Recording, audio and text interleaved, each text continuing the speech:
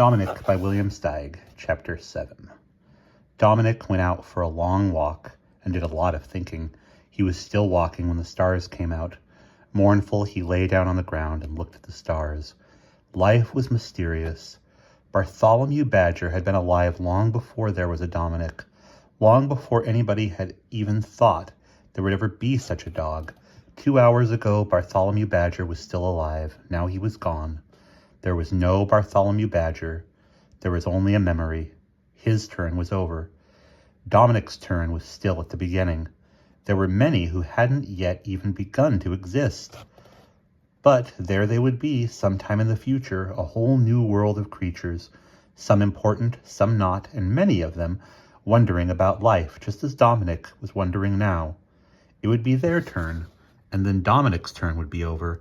Many of them would think about the past, which was now the present, but by then, what was now the future would become the present. Somehow this kind of thinking made Dominic feel more religious than usual. He fell asleep under the vast dome of quivering stars, and just as he was falling asleep, passing over the phase of dreams, he felt he understood the secret of life, but in the light of morning, when he woke up, his understanding of the secret had disappeared with the stars. The mystery was still there, inspiring his wonder. He returned to the house. He was not of a mind to eat breakfast. He was not in the mood.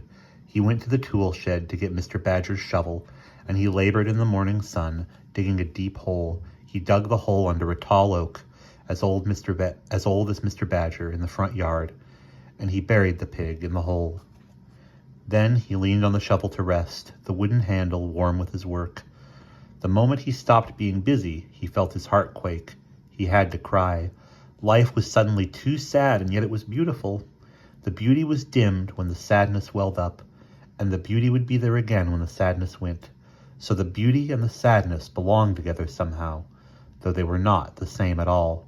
Dominic couldn't abide being in the doldrums for long. The doldrums were dreary, and Dominic's spirit was sprightly. It liked to rollick, so he had to get moving. He shook off the dumps, and since he was still holding the shovel with which he had buried Mr. Badger, he went to dig up the treasure.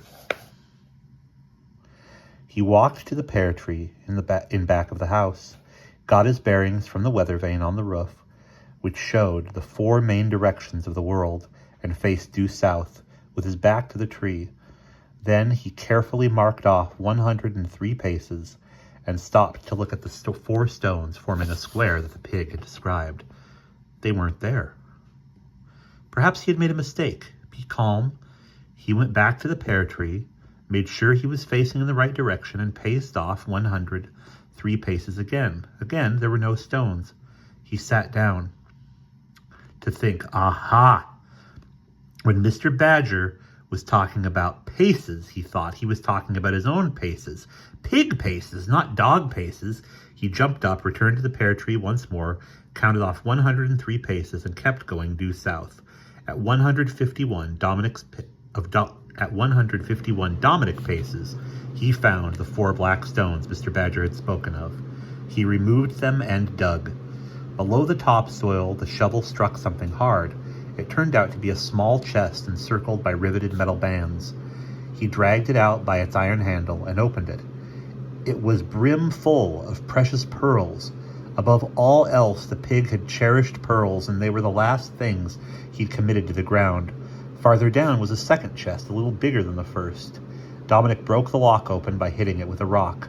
The chest was chock full of diamonds, rubies, emeralds, amethysts, sapphires, alexandrite, garnets, and other precious stones, all in the form of brilliant necklaces, rings, earrings, nose rings, brooches, bracelets, lockets, and bangles.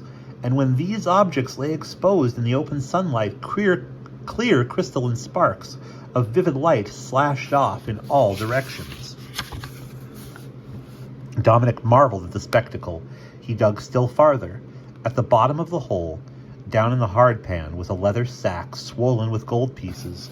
There was something else in the sack, as if to prove it was destiny that had sent Dominic out into the world and then led him to the pig's house and finally to the treasure.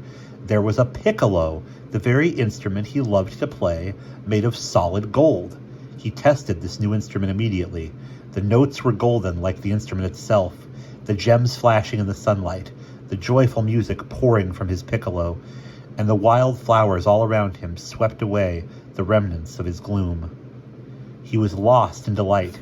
He was unaware that he'd been encircled by a host of hostile beings, all the members of the Doomsday Gang, 4 foxes, 3 weasels, 8 ferrets, a wildcat, a wolf, 6 tomcats, 2 dingoes, and a parcel of rats armed to the teeth with various weapons had formed a big ring around him and were staring both at him and the fabulous treasure from behind rocks, trees, hillocks, the house, the shed, and other outbuildings, and anything else that could hide them. Suddenly Dominic's nose, which had been acting absent-minded, came to attention.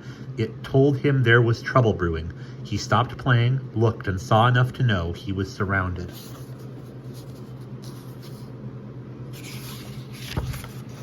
His spear!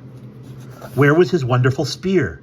He barked fiercely to intimidate his foes, raced to the house, seized his spear, and dashed back to the treasure before the mob of villains could reach it. Then they closed in. What a battle royale raged. One Dominic against ever so many, the entire Doomsday Gang. They tried to grab any part of the treasure they could. They tried to subdue Dominic, but he was not to be bested, not to be subdued.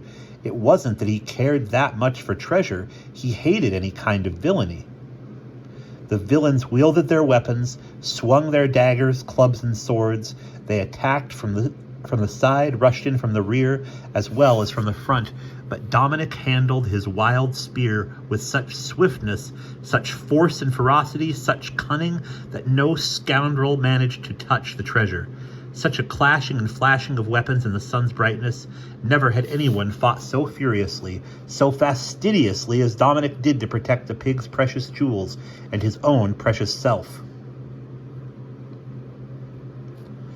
This band of noxious nobodies had made the good pig miserable with their sneaky ways, and he was determined that not one of them should get a single pearl, nor did it take the hole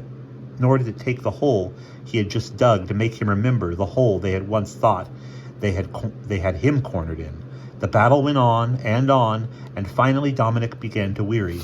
So many against one. The villains could rest, could get a second wind, 1, 2, 3 at a time, but Dominic had no rest at all. He was panting furiously. He knew his strength couldn't last much longer. He would have to abandon the treasure and run if he wanted to go on living. He looked around for a way out. There was none. Then he heard something, dimly at first, then rapidly, getting louder. There was a most remarkable buzzing. The air was filled with the humming din of thousands of angry yellow jackets who swarmed from all points of the compass and funneled in on the members of the Doomsday Gang, stinging right and left and in between.